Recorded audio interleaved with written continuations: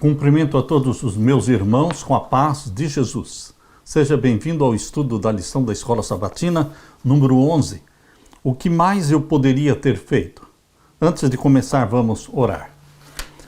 Pai querido que estás nos céus, na tua presença estamos buscando a tua face, buscando a tua bênção, a bênção do Espírito Santo prometida por Jesus.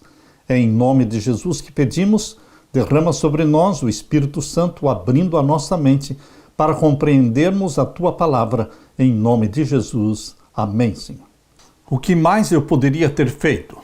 O verso áureo, Pilatos perguntou: então você é rei? Jesus respondeu: o Senhor está dizendo que sou rei. Eu para isso nasci e para isso vim ao mundo, a fim de dar testemunho da verdade. Todo aquele que é da verdade ouve a minha voz. João 18:37. Queridos, vários anos atrás a revista Guide publicou uma história infantil muito interessante. Dennis, um menino órfão, era filho adotivo de uma família da Idade Média. Dennis odiava o rei daquela região porque quando seus pais ficaram doentes, os soldados vieram e os soldados levaram Dennis embora e nunca mais ele pôde ver os seus pais. Depois, ele descobriu que o rei havia separado para salvá-lo de todos os horrores da peste negra. A verdade sobre o rei libertou Dennis do ódio que ele havia alimentado por muitos anos contra o rei. Aquele rei sempre agiu por amor do seu povo, mas Dennis não entendia.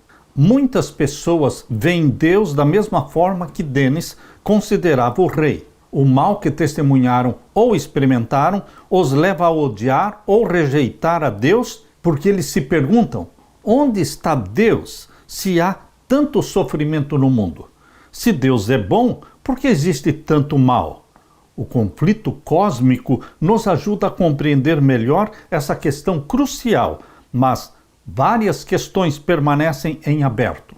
No entanto, quando todas as nossas tentativas de obter respostas não satisfazem, podemos olhar para Jesus na cruz e, por meio dele, perceber que podemos confiar nesse Deus que deu seu próprio Filho para morrer por nós. Mesmo com todas as perguntas que permanecem sem resposta por enquanto, podemos confiar no Deus que nos amou ao ponto de dar o Filho unigênito para morrer por nós, para que todo aquele que nele crer não pereça, mas tenha vida eterna. Aleluia! Na parte de domingo, o Cristo vencedor. Embora o inimigo esteja em ação, a quem o próprio Cristo se refere como sendo o príncipe usurpador deste mundo, o verdadeiro rei do universo é Jesus Cristo. Jesus conquistou a vitória por nós e nele podemos obter a vitória também, mesmo em meio às dificuldades e aos sofrimentos. Em cada etapa da sua obra, Cristo combate o inimigo. As Escrituras descrevem o diabo como sendo, primeiro, aquele que desde o princípio engana todo mundo. É assim que a Bíblia define o diabo, porque em Apocalipse capítulo 12 e o verso 9, abra sua Bíblia, Apocalipse capítulo 12 e o verso 9. E foi precipitado o grande dragão, antiga serpente, chamado o Diabo e Satanás, que engana todo o mundo. Ele foi precipitado na terra e os seus anjos foram lançados com ele. É assim que a Bíblia define e descreve Satanás, um grande dragão com 7 cabeças e 10 chifres, chamado também de serpente, antiga serpente, chamado também de o diabo e chamado também de Satanás. Diabo significa aquele que foi lançado através do espaço. Satanás é o adversário, é o inimigo de Deus. Queridos, ele é quem engana todo mundo. Ele seduziu Eva e ele tenta seduzir você também. Ele é o pai do pecado, é assim que a Bíblia descreve. Em segundo lugar, Satanás é aquele que lança acusações contra Deus e o seu povo nas cortes celestiais. Isto está também em Apocalipse 12 e o verso 10. Leia comigo. E ouvi uma grande voz no céu que dizia: agora chegada está a salvação e a força e o reino do nosso Deus e o poder do seu Cristo. Porque já o acusador dos nossos irmãos é derribado, o qual diante do nosso Deus os acusava de dia e de noite. Meu querido irmão, aqui nós temos em Apocalipse capítulo 12, no verso 7, a batalha no céu, que ocorreu antes da criação de Adão e Eva. Esta batalha de Apocalipse 12, 7, e houve batalha no céu, Miguel e os seus anjos batalhavam contra o dragão, e batalhava o dragão e os seus anjos, mas não prevaleceram, nem mais o seu lugar se achou nos céus. Isto ocorreu antes da criação de Adão e Eva. Ele foi precipitado na terra quando a terra era sem forma e vazia, era simplesmente um abismo, como diz Gênesis capítulo 1, verso 2. Capítulo 1 de Gênesis, verso 2 diz: e a terra era sem forma e vazia, e havia trevas sobre a face do abismo. Era assim o planeta Terra. Já existia o planeta, mas era sem forma e vazio, um abismo, e o Espírito de Deus se movia sobre a face das águas. Quando Deus criou Adão e Eva e colocou-os no jardim do Éden, mostrou para eles ali a árvore da ciência do bem e do mal. Portanto, Adão e Eva, ao serem criados, já foram informados e conscientizados deste anjo caído, Lúcifer, que foi expulso do céu e trouxe com ele 1/3 dos anjos. Ele também tentaria Adão e Eva, e Deus explicou que a árvore da ciência do bem e do mal, que estava no meio do jardim do Éden, assim como diz aqui no capítulo 2 de Gênesis e o verso 16 e 17. Esta árvore da ciência do bem e do mal, vocês não podem comer dela. É ali que Satanás vai tentar vocês. Meu querido irmão, Satanás é o tentador, ele foi quem enganou Eva, foi ele que introduziu o pecado no mundo, ele é o pai do pecado, e ele foi expulso do céu exatamente porque ele levantou acusações contra o caráter do Deus Pai. Estas acusações não foram respondidas no céu. Estas acusações estão sendo respondidas na terra, na família humana. É aqui, no planeta Terra, o único planeta onde se infiltrou o pecado, que se tornou um campo de batalha. Satanás se tornou príncipe deste mundo, e é aqui que as acusações que ele fez contra Deus o Pai estão sendo respondidas, refutadas pela vida de Jesus e pela vida dos filhos e filhas de Deus. Você e eu, como filhos e filhas de Deus, estamos refutando as acusações de Satanás contra o nosso Deus, contra o nosso Pai. Por isso, em Apocalipse capítulo 12, verso 10, relata que ele foi derrubado do céu pela segunda vez. Capítulo 12 mostra 2 quedas de Satanás. Quando houve batalha no céu primeiro, antes de Adão e Eva serem criados, e agora no capítulo 12, verso 10, quando ele foi derrubado a segunda vez, quando Jesus morreu na cruz. Quando Jesus morreu na cruz, Satanás foi derrotado porque Jesus morreu sem pecado. Ele morreu pelos nossos pecados e ele resgatou o direito de ser o representante da família humana. Jesus é o representante da família humana, não mais Satanás. Satanás nunca mais penetrou no céu depois que Jesus morreu na cruz. Antes, nesses 4.000 anos de pecado, entre o pecado de Adão até Cristo Jesus, foram 4.000 anos de pecado. Neste período, Satanás era o representante da família humana, como claramente você pode ver no capítulo 1 e capítulo 2 de Jó, quando Satanás comparecia no céu nos concílios celestiais. Mas quando Jesus morreu na cruz e ressuscitou, ele subiu ao céu como representante seu e meu, representando a família humana e não mais Satanás. Por isso, o capítulo 12, verso 10, quando fala derrubado foi aquele que criticava, aquele que acusava os irmãos de Cristo, está falando exatamente do momento vitorioso de Jesus na cruz, na sua ressurreição, na sua ascensão ao céu e da derrota definitiva de Satanás. Por isso, capítulo 12, verso 10, para nós é importante. E ouvi uma grande voz no céu que dizia: agora chegada está a salvação e a força e o reino do nosso Deus e o poder do seu Cristo. Por que foi feita esta proclamação? Agora é chegada a salvação, porque Cristo morreu na cruz, sem pecado, pelos nossos pecados. Ele ressuscitou, ele subiu ao céu, o vitorioso Jesus Cristo, porque já o acusador dos nossos irmãos é derrubado e não mais pode acusá-los, porque Jesus Cristo é o nosso defensor. Aleluia! Querido irmão, querida irmã, em terceiro lugar, o príncipe usurpador deste mundo é Satanás, mas este príncipe foi vencido na cruz por nosso Senhor Jesus Cristo, mas ainda não foi destruído. A cabeça dele foi esmagada por Jesus Cristo na cruz, mas ele ainda está efetuando a obra maligna neste mundo. Ele ainda não foi destruído. A destruição deste príncipe usurpador será no final dos 1000 anos. No final dos 1000 anos, conforme Apocalipse capítulo 20, os ímpios serão ressuscitados para serem queimados no lago de fogo e enxofre, onde Satanás também e os seus anjos, os demônios, serão queimados e se tornarão cinzas. Meu querido irmão, existe um só Cristo, o vencedor. Ele é o nosso irmão mais velho e salvador. O que João capítulo 18, verso 37 nos diz sobre a obra de Cristo em combater os enganos do inimigo? Abra sua Bíblia em João capítulo 18 e vamos ver então o verso 37.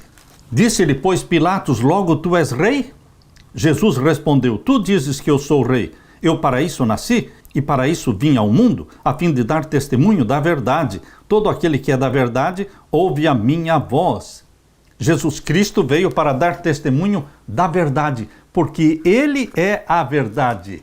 Em João capítulo 14 e o verso 6, Jesus Cristo declarou, disse-lhe Jesus, eu sou o caminho, a verdade e a vida. Ninguém vem ao Pai senão por mim. Jesus é a verdade. E ele veio para dar testemunho da verdade. E você que é da verdade, meu irmão, você ouve a voz de Jesus Cristo. O mundo está sendo enganado pelas mentiras de Satanás. Mesmo pastores e líderes religiosos que usam a Bíblia estão sendo enganados porque estão torcendo a Bíblia e pregando a mentira.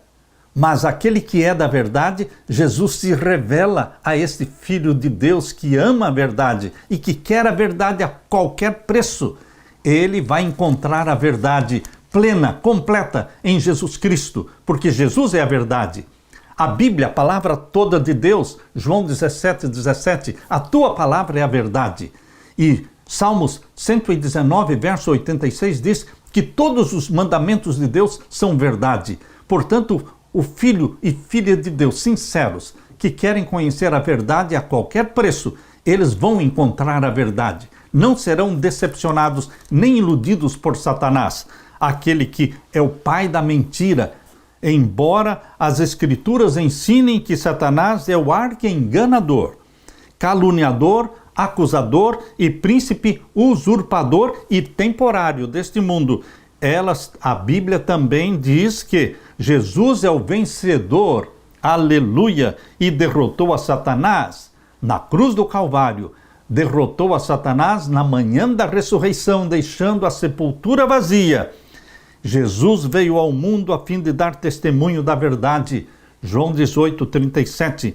Por meio da cruz, Jesus demonstrou de forma suprema a justiça e o amor perfeitos de Deus, refutando assim as acusações do diabo contra Deus o Pai. Mas essas acusações não foram respondidas, não foram refutadas. É aqui, na nossa vida humana, aqui no nosso pequeno planeta, a única mancha de pecado em todo o universo de Deus. Mas é aqui que o Filho de Deus, que também é o Criador dos céus e da terra, o Filho de Deus se tornou homem. E aqui estão sendo refutadas todas as acusações de Satanás contra Deus. Jesus usou a sua própria vida perfeita para refutar Satanás, condenar as obras de Satanás. Mas você, meu irmão e minha irmã, você como filho e filha de Deus, gerados pelo Espírito Santo, vocês também estão sendo usados por Deus para refutar as acusações de Satanás. E em terceiro lugar, Cristo finalmente destruirá o reino do diabo. No final dos 1000 anos, Cristo destruirá o reino do diabo. Por isso ele está irado, porque ele sabe que pouco tempo lhe resta e Deus tem na terra um remanescente fiel, que assim como Jesus foi batizado pelo Espírito Santo, este remanescente fiel também é batizado pelo Espírito Santo, e assim como Jesus refutou e destruiu as obras do diabo, nós, o remanescente de Deus, também estamos refutando e destruindo as obras do diabo. No fim, não importa o que Satanás faça, ele já é um inimigo derrotado, porque a cabeça já foi esmagada na cruz. E o segredo é reivindicar a vitória de Cristo em nosso favor todos os dias, momento a momento, e também reivindicar as promessas que recebemos por meio da cruz. Meu querido irmão, no grande conflito, já sabemos qual é o lado vencedor. Já sabemos. É o lado de Jesus Cristo. E nós nos alistamos no exército de Jesus Cristo. Somos soldados de Jesus. Somos atacados por Satanás, mas nós temos o escudo da fé, a palavra de Deus para nos defender. Nossas escolhas diárias determinam o lado em que ficamos. Nós estamos do lado de Jesus porque começamos cada dia em comunhão com Jesus, orando a Jesus, entesourando Jesus Cristo em nosso coração, sendo batizados pelo Espírito Santo e mantemos uma conexão vital e permanente com Jesus durante todo o dia. E à noite nos consagramos a Jesus novamente. O Espírito Santo continua habitando em nós quando estamos em atividade. O Espírito Santo continua habitando em nós quando estamos dormindo, porque somos templos do Espírito Santo. Estamos do lado certo da vitória. Estamos ao lado de Jesus. E por isso dizemos aleluia. Na parte de segunda-feira, justo e justificador. Quem é o único justo? Jesus Cristo. E por que ele é justificador? Porque ele nos justifica dos nossos pecados. A salvação sua e minha está nas mãos de Jesus. Ele é quem é justo e ele é justificador de todo aquele que clama pelo seu sangue. Ele nos justifica dos nossos pecados. Em cada ocasião, a obra de Cristo desfaz a obra do diabo. Cristo veio a este mundo para destruir as obras do diabo. Eu gosto desse texto de 1ª Carta de João, capítulo 3. 1ª Carta de João, capítulo 3, vamos ler o verso 8. Quem comete o pecado é do diabo. Quem comete o pecado voluntariamente, conscientemente, é do diabo. Mas aquele que peca por ignorância não é do diabo, porque Deus não considera o tempo da ignorância. Mas depois que nós temos consciência do que é pecado, se nós decidimos continuar no pecado, então estamos mostrando que não nascemos da água e do Espírito, porque o Espírito Santo não habita naquele que decide conscientemente continuar na prática do pecado. Mas a Bíblia, ao dizer aqui na 1ª Carta de João 3,8, quem comete o pecado é do diabo, está se referindo ao pecado consciente, voluntário. Porque o diabo peca desde o princípio. Para isto o Filho de Deus se manifestou, para desfazer as obras do diabo. Cristo veio para desfazer as obras do diabo. E você e eu não estamos aqui para defender as obras do diabo, mas também para condená-las e refutá-las e vivermos em santidade com Jesus Cristo. Verso 9. Qualquer que é nascido de Deus não comete pecado. Ou seja, aquele que nasce da água do Espírito não comete pecado voluntário, consciente. Mas e se cometer? Corremos para Jesus Cristo e confessamos os nossos pecados antes do sol se pôr. E então Jesus Cristo nos perdoa. Mas nós não planejamos pecar. É isso que a Bíblia está dizendo aqui em 1 João 3,9. Qualquer que é nascido de Deus não comete pecado, ou seja, não planeja pecar, não peca consciente, voluntariamente, porque a sua semente permanece nele e não pode pecar, porque é nascido de Deus. Quem é nascido de Deus agrada-se de Deus, da palavra de Deus, alimenta-se da palavra de Deus. Nisto são manifestos os filhos de Deus e os filhos do diabo. Qual a diferença? Os filhos do diabo vivem no pecado voluntário, consciente e planejado. E os filhos de Deus, embora sejam pecadores, não vivem na prática voluntária e consciente do pecado. Nisto são manifestos os filhos de Deus e os filhos do diabo. Qualquer que não pratica a justiça e não ama o seu irmão, não é de Deus. A derrota completa de Satanás ocorre em duas fases. A primeira fase foi na cruz de nosso Senhor Jesus Cristo, quando Cristo morreu sem pecado, refutando as acusações de Satanás de que a lei de Deus não podia ser obedecida, de que a lei de Deus era pesada demais para os seres humanos. Jesus Cristo provou que a lei de Deus é santa, justa e boa. E você e eu, na nossa vida, no dia a dia, será que estamos também provando diante do mundo e do universo que a lei de Deus é santa, justa e boa? Ou será que você vai se unir aos pastores que pregam que a lei de Deus não pode ser obedecida e que a lei de Deus foi anulada? Queridos, isto é pregação de Satanás, que a lei de Deus foi abolida e que ninguém pode obedecer à lei de Deus. Jesus obedeceu à lei de Deus. Noé, Daniel, João Batista, você e eu estamos obedecendo à lei de Deus, não pelo poder que existe dentro de nós, mas pelo poder que recebemos de Jesus Cristo. Jesus Cristo implanta em você e em mim a mente obediente dele. E ele nos batiza com o Espírito Santo. O Espírito Santo nos torna vencedores, porque ele escreve os mandamentos de Deus no nosso coração. Após a morte de Jesus, Satanás viu que estava desmascarado. Sua administração foi exposta perante os anjos não caídos. Vejam o que Deus fala através da sua serva Ellen White no Desejado de Todas as Nações, páginas 612, 613. Após a morte de Jesus, Satanás viu que estava desmascarado. Isto significa que por 4.000 anos, desde o pecado de Adão até Cristo, Satanás mascarou suas intenções. E os anjos de Deus não estavam ainda entendendo bem as intenções de Satanás. Mas quando ele matou Jesus Cristo na cruz, caiu a máscara. Foi então desmascarado.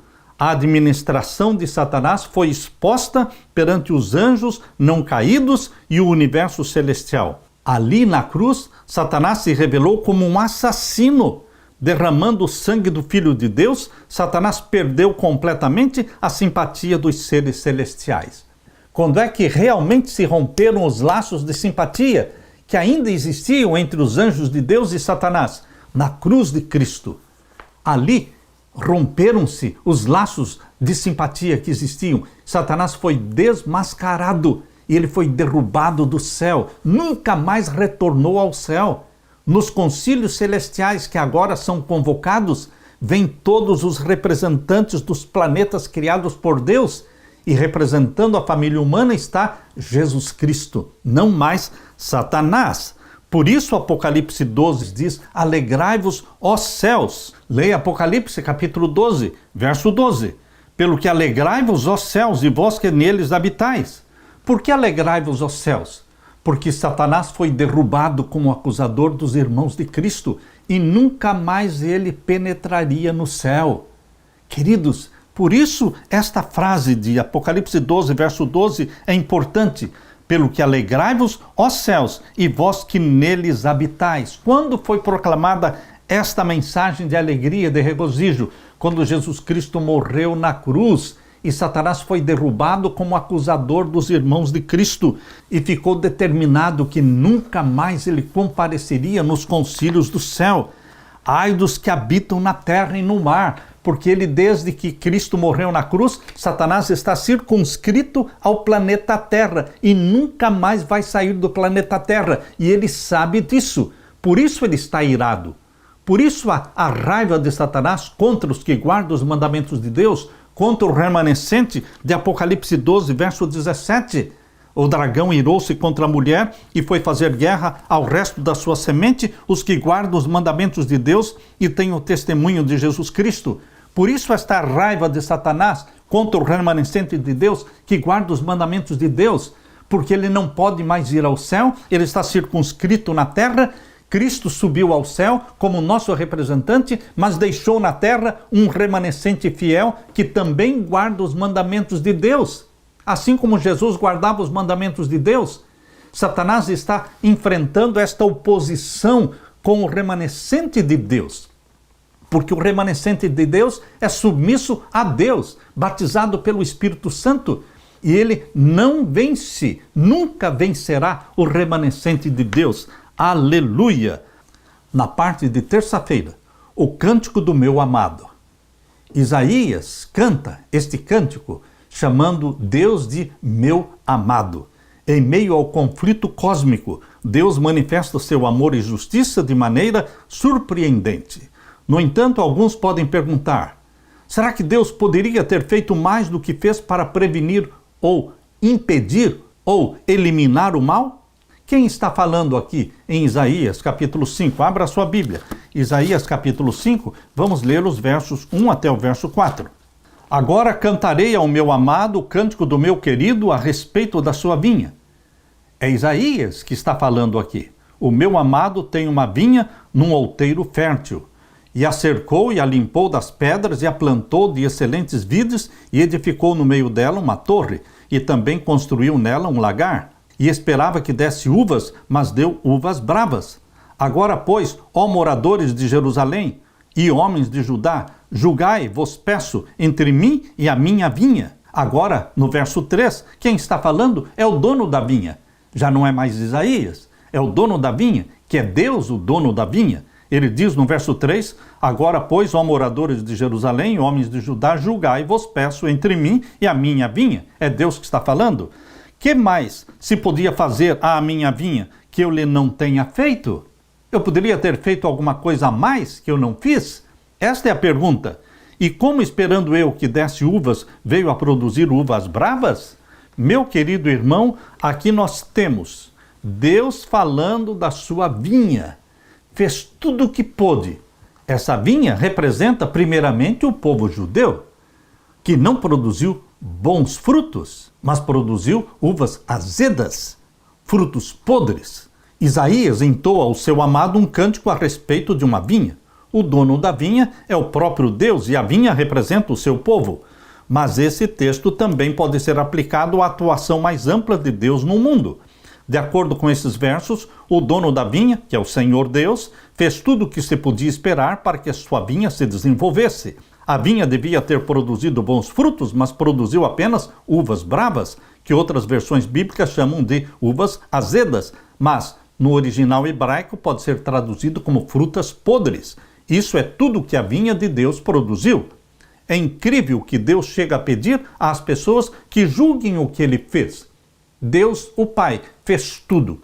Jesus Cristo, Deus Filho, fez tudo o que pôde. Mas Israel rejeitou o Messias. Não por causa do Messias, mas eles se deixaram enganar por Satanás.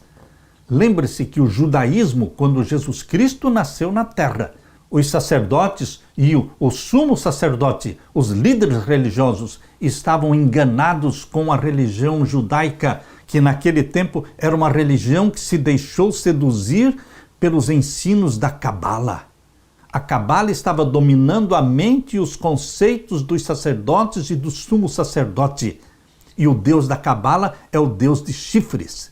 Meu querido irmão, a Cabala veio de Babilônia através do povo judeu quando retornou de Babilônia. E Cabala é a interpretação espírita do Antigo Testamento. Isto é Cabala. Satanás torceu os ensinos da Bíblia e ele se tornou o Deus de Anás e de Caifás, dos sumos sacerdotes, dos líderes religiosos. Por isso rejeitaram a Jesus Cristo como o Messias. Por isso eles disseram, não temos outro rei senão César. Preferiram Roma, porque Roma adorava o Deus Sol. E eles estavam submissos não somente ao poder de Roma, mas estavam submissos também ao Deus de Roma, que era o mitraísmo, era adoração ao Sol. E adoração ao Sol é adoração a Satanás, ao Deus de chifres, ao Deus da Cabala, que se chama Baphomet. Meu querido irmão, a religião judaica estava pervertida, apostatada. A culpa da rejeição do Messias recai inteiramente sobre Israel. Israel deixou de ser o povo escolhido de Deus quando rejeitou o Messias. Deus deu 70 semanas, 490 anos, conforme diz Daniel capítulo 9. 70 semanas Deus deu para que eles entrassem no programa de Deus e se preparassem para receber o Messias. Mas na 70ª semana, na última das 70 semanas, quando Jesus Cristo foi batizado no ano 27, quando exerceu o ministério de 3 anos e meio e foi morto no ano 31, na metade da última semana das 70, meu querido irmão, ali Israel selou a sua sorte como nação escolhida. Rejeitaram o Messias. E o evangelho continuou sendo pregado ainda entre os judeus, na Judéia e em Jerusalém, até o ano 34. E no ano 34, acabaram-se as 70 semanas. Acabaram-se os 490 anos. E Israel deixou de ser a nação escolhida de Deus. E Deus converteu o apóstolo dos gentios, Saulo, foi convertido em Paulo, exatamente na morte de Estevão no ano 34. E então Paulo se tornou apóstolo dos gentios e o evangelho passou a ser pregado ao mundo todo. E o mundo todo que abraça Jesus Cristo torna-se Israel espiritual de Deus, o Israel espiritual do Novo Testamento. Meu querido irmão, o que mais Deus poderia ter feito que ele não fez? Ele fez tudo o que era possível. Mas o livre-arbítrio existia e existe para rejeitar o Messias ou para abraçar o Messias e dar a vida pelo Messias que morreu por nós. Aleluia! Na parte de quarta-feira, a parábola do dono da vinha. Na parábola de Mateus capítulo 21, abra sua Bíblia. Em Mateus capítulo 21, nós temos uma parábola onde Jesus desenvolve o que foi dito exatamente em Isaías capítulo 5. Abra sua Bíblia e vamos ler então Mateus capítulo 21 e os versos 33 a 39. Ouvi ainda outra parábola. Houve um homem, pai de família, que plantou uma vinha e circundou-a de um valado e construiu nela um lagar, e edificou uma torre e arrendou-a a uns lavradores e ausentou-se para longe. Este homem que plantou a vinha é Deus, e ele fez tudo pela sua vinha. Pode perceber que a parábola contada por Jesus aqui no capítulo 21 de Mateus é a mesma história que está lá em Isaías capítulo 5. Deus plantou uma vinha, cuidou da vinha, fez tudo pela vinha, mas ela produziu frutas azedas, uvas azedas. E aqui diz o verso 34, e chegando o tempo dos frutos, enviou os seus servos aos lavradores para receber os seus frutos. Quem eram esses servos que Deus mandou? Os seus profetas? Eles foram enviados para preparar o caminho do Messias. João Batista foi enviado para preparar o caminho do Messias e foi decapitado. Por isso aqui diz o verso 35, e os lavradores, apoderando-se dos seus servos, ou seja, dos profetas, de João Batista principalmente, feriram um, mataram outro e apedrejaram outro. Depois enviou outros servos, em maior número do que os primeiros, e eles fizeram-lhes o mesmo. E por último enviou-lhes o seu filho, o seu próprio filho, Jesus Cristo, o Messias, dizendo: terão respeito ao meu filho. Mas os lavradores, vendo o filho, disseram entre si: este é o herdeiro, vinde, matemo-lo, e apoderemo-nos da sua herança. E lançando mão dele, o arrastaram para fora da vinha e o mataram. Você está vendo que através de uma parábola Jesus estava contando a história da apostasia de Israel? E o verso 40, quando, pois, vier o Senhor da vinha, que fará àqueles lavradores? Verso 41, dizem-lhe eles: dará afrontosa morte a esses maus e arrendará a vinha a outros lavradores que ao seu tempo lhe deem os frutos. Diz-lhes Jesus: nunca lestes nas Escrituras a pedra que os edificadores rejeitaram? Essa foi posta por cabeça do ângulo. Pelo Senhor foi feito isto, e é maravilhoso aos nossos olhos? Portanto, eu vos digo que o reino de Deus vos será tirado e será dado a uma nação que dê os seus frutos. O reino de Deus foi tirado da mão de Israel como nação e foi passado para os gentios. Hoje, os judeus que abraçam a Jesus podem se salvar. Mas a nação de Israel, como nação, é como todas as outras nações, deixou de ser uma nação escolhida. Até o ano 34, Israel era a nação escolhida de Deus. Mas as 70 semanas determinam não somente o nascimento do Messias, o batismo dele e a morte de Jesus Cristo no ano 31, mas também a profecia das 70 semanas, principalmente a última semana, mostra a rejeição de Israel como nação, como povo escolhido de Deus. Hoje, o dispensacionalismo, os sionistas, praticamente todos os evangélicos são dispensacionalistas. Eles ainda veem Israel como nação escolhida de Deus. Eles ainda estão procurando a construção do terceiro templo. Por quê? Porque não entendem o templo celestial, não entendem um santuário celestial. Eles querem construir o terceiro templo, um templo na terra, porque eles desprezam o santuário celestial, onde Jesus Cristo é o nosso mediador e salvador. Meu querido irmão, o dispensacionalismo, crido e pregado hoje no mundo evangélico e mesmo pelos católicos, é uma forma de destruir o santuário celestial. A tentativa de construir o terceiro templo é uma tentativa satânica, porque eles ainda querem fazer de Israel a nação escolhida de Deus. Eles não entenderam a profecia das 70 semanas, que falam do batismo de Jesus no ano 27, da morte de Jesus no ano 31 e do fim das 70 semanas no ano 34. 490 anos. Esses 490 anos começaram em 457 a.C., com o decreto de Artaxerxes para a reconstrução de Jerusalém, exatamente como Daniel capítulo 9, versos 24, 25 e 26 nos revelam. Os 490 anos se estendem desde o ano 457 a.C. até o ano 34 depois de Cristo. Meu querido irmão, os dispensacionalistas não entendem a última semana das 70, porque eles desmembraram a última semana e jogaram a última semana para o tempo do fim, falando dos 7 anos de tribulação. Jogam para o tempo do fim. É um esforço jesuíta para impedir as pessoas de compreenderem a profecia do Messias, entenderem que aquele era o verdadeiro Messias e que Israel não mais é uma nação santa e escolhida por Deus. Os judeus podem se converter, aleluia, podem se converter sim, abraçando a Jesus, mas não como nação. O Israel hoje é um Israel espiritual, espalhado por todas as nações da terra. Todos aqueles que confessam que Jesus é Deus, eles se tornam Israel de Deus. O que mais Deus poderia ter feito? O Pai nos amou tanto que nos deu seu Filho amado. João 3,16. O evento na cruz demonstra que Deus fez todo o possível para reduzir e eliminar o mal, mas sem destruir o contexto necessário para que o amor autêntico se desenvolva. Se houvesse outra forma disponível para alcançar isso, será que o Senhor não a teria escolhido? Mesmo experimentando sofrimento no conflito cósmico, devemos lembrar que o próprio Deus é quem mais sofre. Se você pensa que você é que sofre, Deus, o nosso Pai, é quem mais sofre. Foi Ele quem deu seu Filho amado para morrer por nós.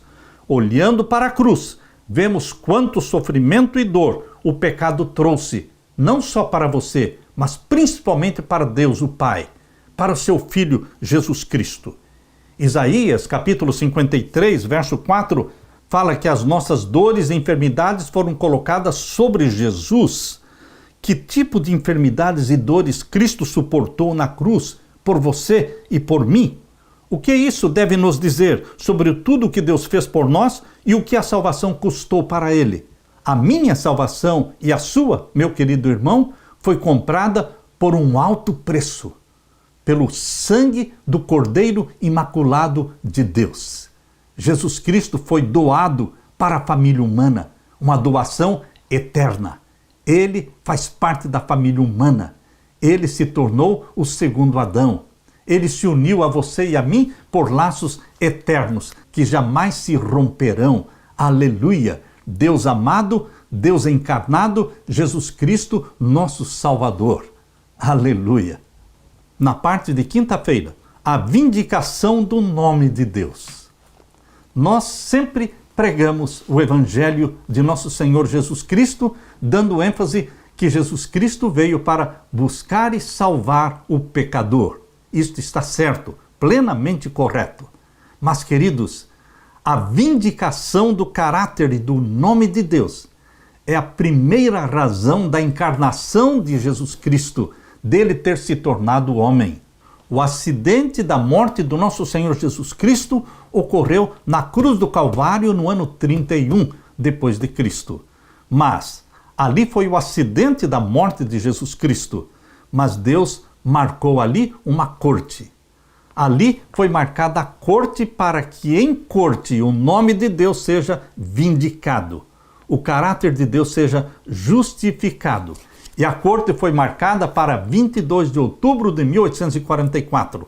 A profecia dos 2.300 anos de Daniel 8,14 fala exatamente desta corte que foi marcada para que o nome de Deus seja vindicado em juízo, no juízo celestial, diante de todo o universo de Deus, até 2.300 tardes e manhãs, e o santuário será purificado, ou seja, no final dos 2.300 anos, que começaram em 457 a.C.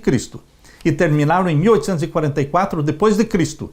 Ali, naquela data, 1844, começou o juízo celestial, a corte celestial, onde Cristo é o juiz, onde Cristo é o advogado. Por isso a Bíblia diz em João capítulo 5, verso 22. Abra sua Bíblia, leia comigo, João 5, 22. E também o Pai a ninguém julga, mas deu ao Filho todo o juízo. O Pai a ninguém julga. Por quê? Porque ele é o primeiro ser acusado.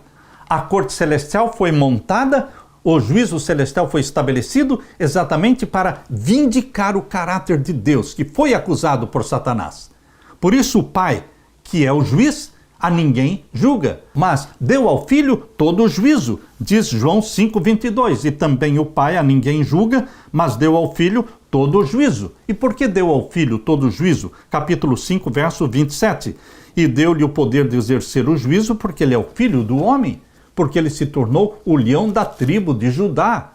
Quando Jesus se tornou o leão da tribo de Judá, ele conquistou o direito de ser o juiz e o advogado no santuário celestial. Abra sua Bíblia em Apocalipse capítulo 5. Aqui nós lemos no capítulo 5 de Apocalipse, nós vemos aqui o Pai assentado sobre um trono, tendo o livro do juízo na mão. O livro selado com 7 selos é o livro do juízo. E o Pai não pode abrir este livro.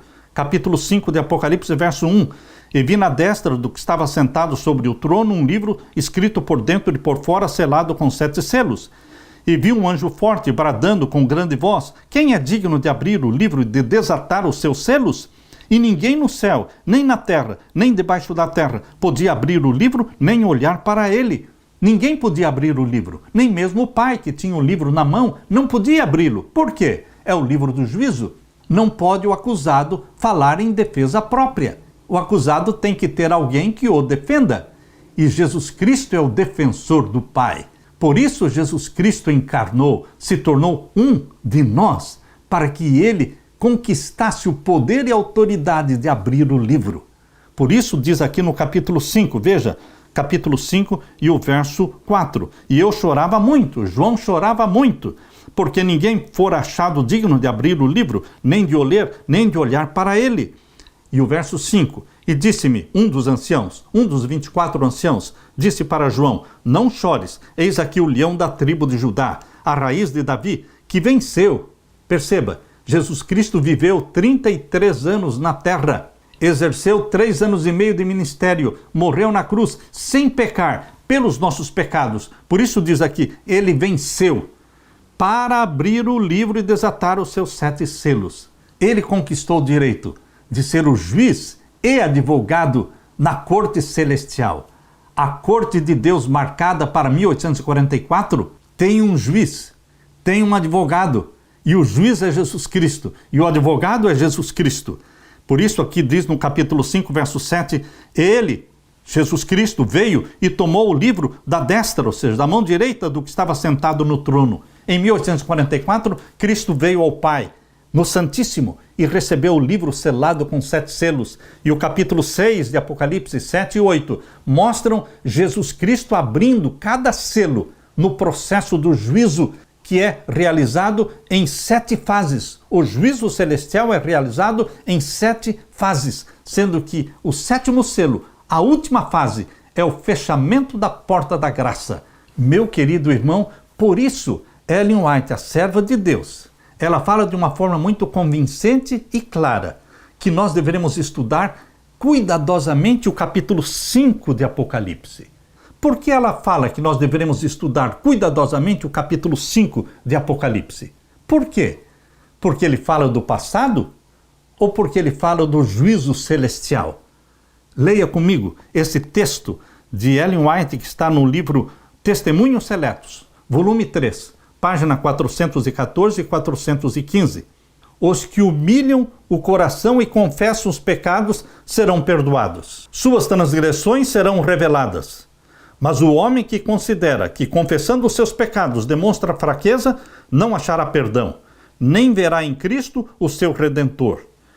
Perseverará na transgressão e cometerá uma falta após a outra e acrescentará pecado a pecado. Que fará essa pessoa no dia em que os livros forem abertos e cada um for julgado segundo as coisas que neles estiverem escritas? Do que a serva de Deus está falando aqui? Do juízo celestial. Veja a pergunta que ela faz. Que fará essa pessoa no dia em que os livros forem abertos e cada um for julgado segundo as coisas que neles estiverem escritas? De que livro Ellen White está falando? Deus revelou em visão para ela. Continua o texto dizendo: o 5º capítulo do Apocalipse precisa ser detidamente estudado. O 5º capítulo do Apocalipse precisa ser detidamente estudado. De que livro o 5º capítulo do Apocalipse fala? Do livro selado com 7 selos. Esse livro é aberto pelo leão da tribo de Judá no Santíssimo, em juízo, na corte celestial de 1844 para frente. Porque é isso que a profecia de Daniel 8,14 fala, que o juízo celestial começaria em 1844. E foi ali que o leão da tribo de Judá recebeu o livro. Que livro? O livro do capítulo 5 do Apocalipse, selado com 7 selos.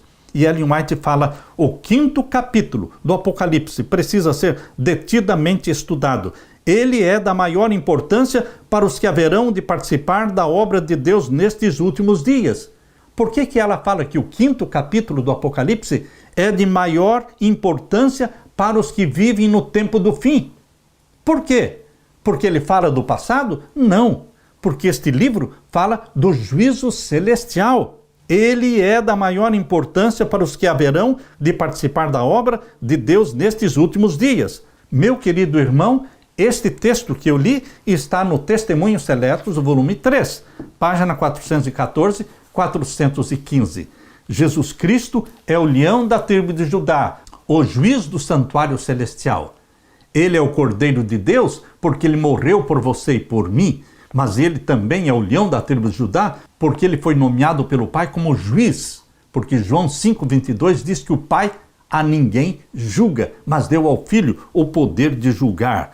Deus é vindicado na cruz? Sim, mas a vindicação do caráter de Deus será feita em corte, no juízo celestial. Meu querido irmão, durante os 1000 anos, quando você e eu estivermos no céu com Jesus Cristo, ali nós vamos participar do juízo pós-advento.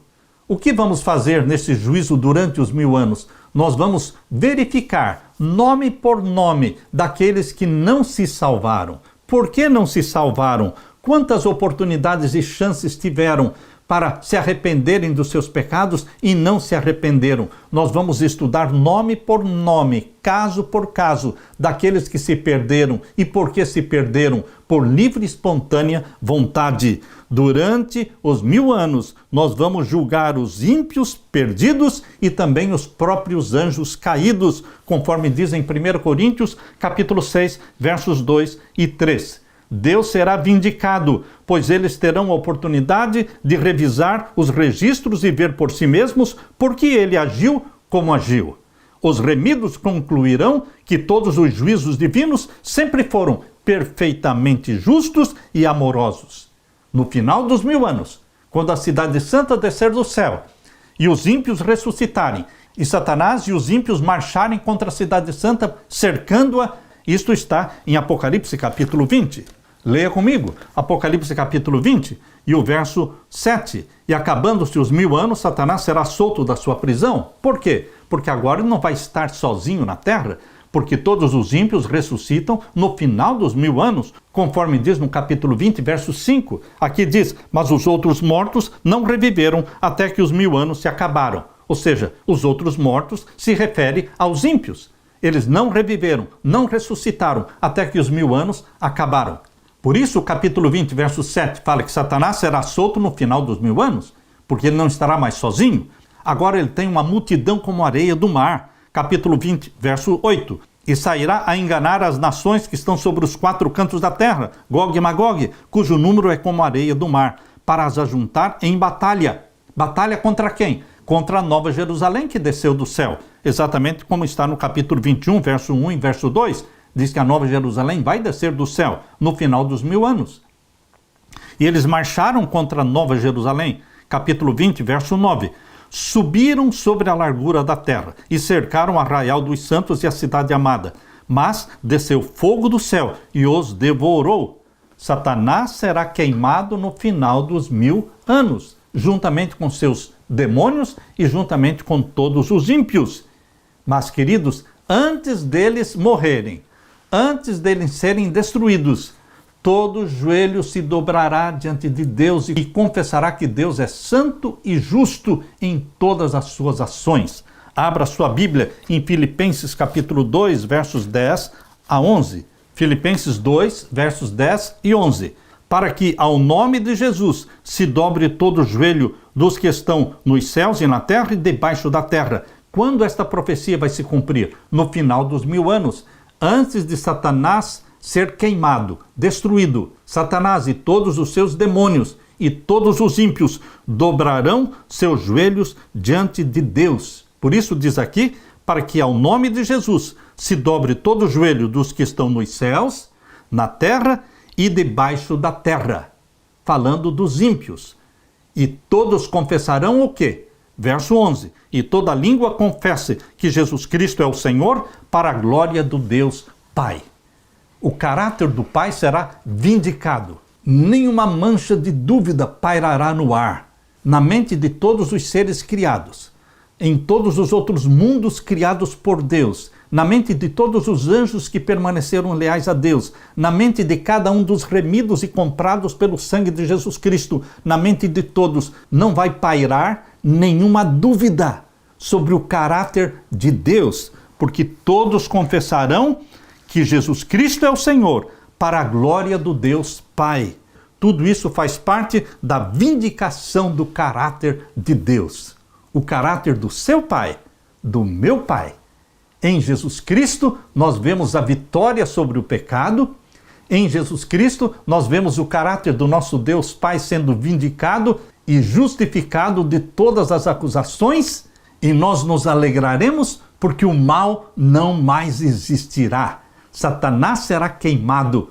E a profecia dada por Jesus Cristo, em Apocalipse 21, verso 4, vai se cumprir. Deus limpará dos seus olhos toda lágrima, e não haverá mais morte, nem pranto, nem clamor, nem dor, porque já as primeiras coisas são passadas. E o que estava sentado sobre o trono disse: Eis que faço novas todas as coisas. E disse-me: Escreve, porque estas palavras são fiéis e verdadeiras. Meu querido irmão, você faz parte do povo de Deus, que está vindicando o caráter de Deus, o nome de Deus na terra. Deus usa você e a mim, assim como usou Jesus Cristo, seu Filho amado, para exaltar a lei de Deus como santa, justa e boa, para exaltar o caráter de Deus como santo e justo e bom. Por isso, nos alegraremos quando contemplarmos toda esta cena do tempo do fim, o mal sendo destruído e Deus criando um novo céu e uma nova terra, onde Jesus Cristo é o Senhor, onde nos alegraremos eternamente.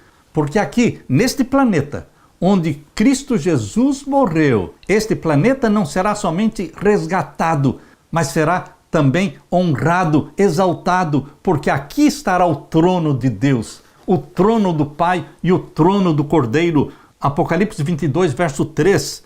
E ali não haverá mais maldição contra alguém, e nela estará o trono de Deus, o Pai, e do Cordeiro, e os seus servos o servirão e verão o seu rosto, e nas suas testas estará o seu nome.